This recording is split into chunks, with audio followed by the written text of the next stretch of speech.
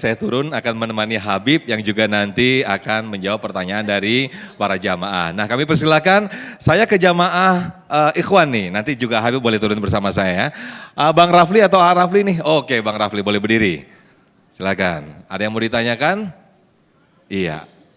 Ya, Assalamualaikum warahmatullahi wabarakatuh. Waalaikumsalam warahmatullahi wabarakatuh.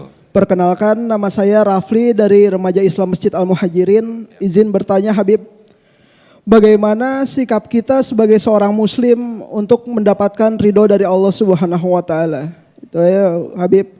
Wassalamualaikum warahmatullahi wabarakatuh. Bagaimana sikap muslim untuk mendapatkan ridha Allah Subhanahu wa taala? Sepanjang tausiah tadi sudah disampaikan, mungkin lebih dimantapkan lagi ya Habib. Biar ini sekaligus menjadi pemantapan di tema kita pada sore hari ini. Silakan Habib. Baik, bismillahirrahmanirrahim.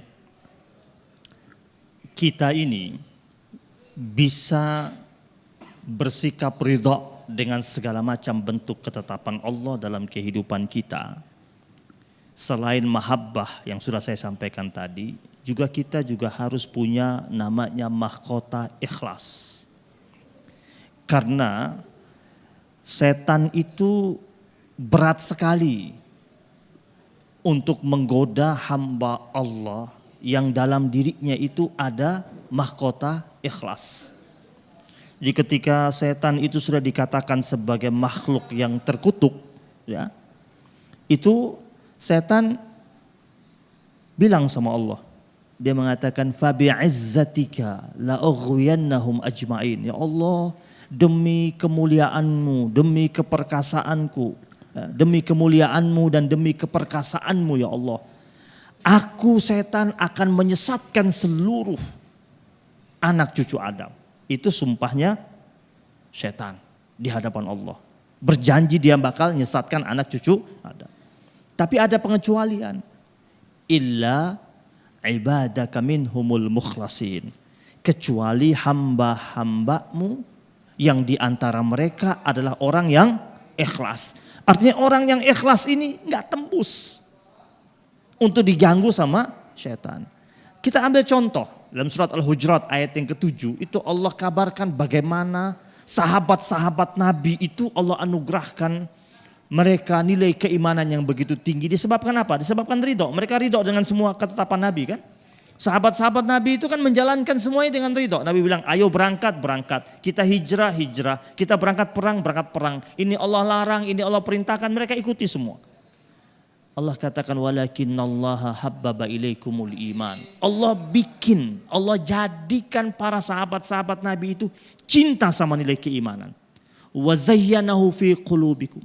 Dan Allah jadikan nilai iman tersebut menghiasi hati mereka. Jadi kalau kita ini mau tahu kita ini dalam posisi sudah Allah ridhoi ketika nilai keimanan menghiasi hati kita.